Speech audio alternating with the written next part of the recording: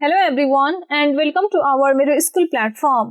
हामी fluid mechanics को chapter 8 boundary layer theory पढिरहेका छौं र यस भिडियोमा हामी different zones of a boundary layer पढ्न गइरहेका छौं। सो बाउन्ड्री लेयर को कन्सेप्ट को बारेमा प्रिभियस भिडियोमा हामीले डिस्कस गरेका थियौं र आज जोन्स अफ बाउन्ड्री लेयर को बारेमा हामी जान्न गइरहेका छौं।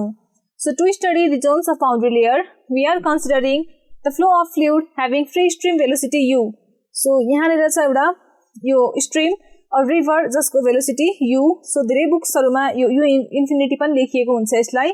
So this is the free stream velocity u or u infinity over a smooth plate which is flat and placed parallel to the direction of the free stream velocity। So हामी के गर्छौं त एउटा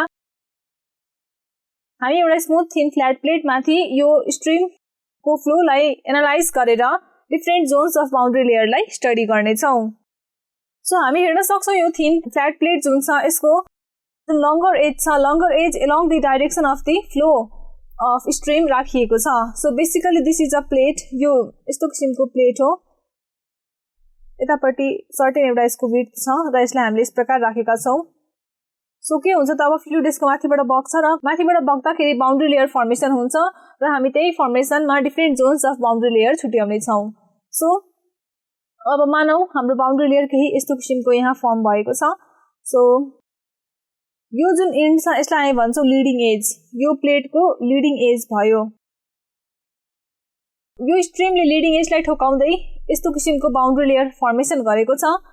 अब हामीलाई थाहा छ बाउन्ड्री लेयर भन्दा तलपट्टि के हुन्छ, भेलोसिटी प्रोफाइल क्रिएट हुन्छ र यो बाउन्ड्री लेयर भन्दा माथि यदि हामीले प्लेटमा राखेको भए जुन भेलोसिटी हुन्थ्यो स्ट्रिमको दैट मीन्स भेलोसिटी u, यही भेलोसिटीले यहाँनिर फ्लुइड फ्लो भइरहेको हुन्छ।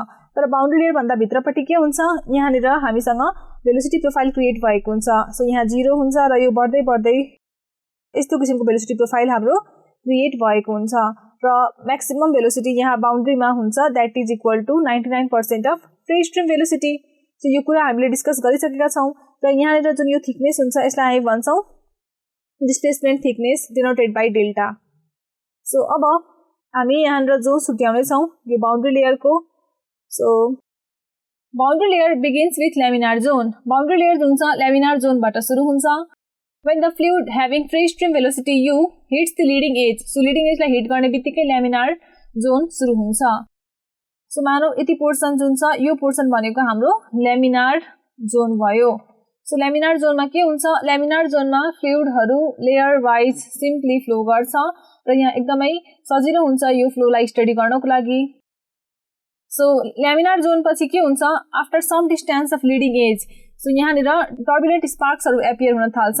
सो त्यो भनेको के हो त, अब लैमिनार जोनमा फ्लुइडहरु यस प्रकार लेयर्समा एउटा लेयर माथि अर्को लेयर यस्तो किसिमले बगिरहेको थियो भने सो एउटा सानो न्यारो रिजन हुन्छ। यो रिजनमा के हुन्छ, सो यो लेयरको फ्लुइड यो लेयरमा, अर्को लेयरको यो लेयरमा, सो यो इंटरमिक्स हुन थाल्छ जसले गर्दाखेरि के हुन्छ यहाँ केही डिस्टर्बेन्स आउन थाल्छ। सो यो जुन हाम्रो न्यारो रिजन फर्मेसन भएको छ after some distance of the leading edge, so यसलाई हामी भन्छौं ट्रान्जिसन जोन। सो अलिअलि डिस्टर्बेन्स आएर भएको यो ट्रान्जिसन जोनमा के हुन्छ, यो भनेको हाम्रो जस्ट लेयर चेन्ज भएको हुन्छ, जोन चेन्ज भएको हुन्छ from laminar to turbulent. Now due to increase in the thickness of boundary layer swirls or eddies are formed which results in the disturbance of fluid motion. Turbulent जोनमा के हुन्छ, अझै हाम्रो यो बाउन्ड्री लेयरको थिकनेस पनि बढ्दै गएको छ जसले गर्दाखेरि डिस्टर्बेन्स अझै धेरै हुन्छ। अझै धेरै डिस्टर्बेन्स भएपछि के हुन्छ, यो फ्लुइड फ्लो लाई नै डिस्टर्ब गर्ने काम हुन्छ। सो यो जोनलाई हामी भन्छौं टर्बुलेन्ट जोन। टर्बुलेन्ट जोनमा एडिज फर्मेसन हुन्छ, एनर्जी लस धेरै हुन्छ in comparison to laminar zone. So transition zone भनेको बेसिकली नामले नै भन्छ ट्रान्जिसन भनेपछि लैमिनारबाट टर्बुलेन्टमा चेन्ज हुँदाखेरि जुन एउटा फेज आउँछ transition phase, so that zone is defined as transition zone. So यो भयो टर्बुलेन्ट जोन र यो तीनटा जोन्स भनेको हाम्रो बाउन्ड्री लेयरलाई हामी डिभाइड गर्न सक्छौं यसरी तीनटा जोन्समा। र यो तीनटा जोन्स बाहेक पनि हामीले पढ्नुपर्ने एउटा अर्को टपिक छ that is laminar sub layer. Laminar sub layer भनेको के हो त, यो region in the turbulent boundary layer adjacent to solid surface.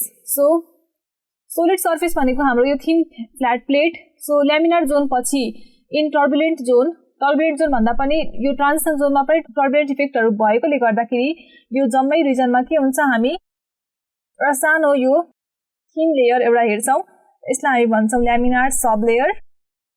यसलाई ल्यामिनार सबलेयर किन भनिन्छ किनकि यो portion which lies in turbulent zone यसमा फ्लो जुन छ ल्यामिनार हुने गर्छ so portion in turbulent zone where the flow is laminar is called laminar sublayer र यो जुन छ हाम्रो यो सोलिड अथवा हाम्रो यो प्लेट जुन छ यो भन्दा एकदमै नजिक एडजेसेन्ट टु सोलिड सर्फेस लाई हुने गर्छ यसको थिकनेस एकदमै न्यारो हुन्छ सो यो रिजनलाई हामी भन्छौँ ल्यामिनार सबलेयर सो यो हामीले सुरुमा बनाएका थियौं यो थियो हाम्रो बाउन्ड्री लेयर सो यसरी हामीले बाउन्ड्री लेयर अथवा बाउन्ड्री लेयरले जुन रिजन एउटा कन्कर गरेको हुन्छ यो रिजनलाई हामीले यस प्रकार डिफरेन्ट जोन्समा डिभाइड गर्यौं सो यसरी हामीले different zones of boundary layer आजको भिडियोमा पढ्यौं नाउ अपकमिङ भिडियोमा हामी पढ्ने छौं displacement thickness momentum thickness energy thickness र त्योसँग रिलेटेड इम्पोर्टेन्ट डेरिभेसनहरु र यसरी नै च्याप्टर 8 लाई कन्टिन्यू राख्ने छौं थ्यांक यू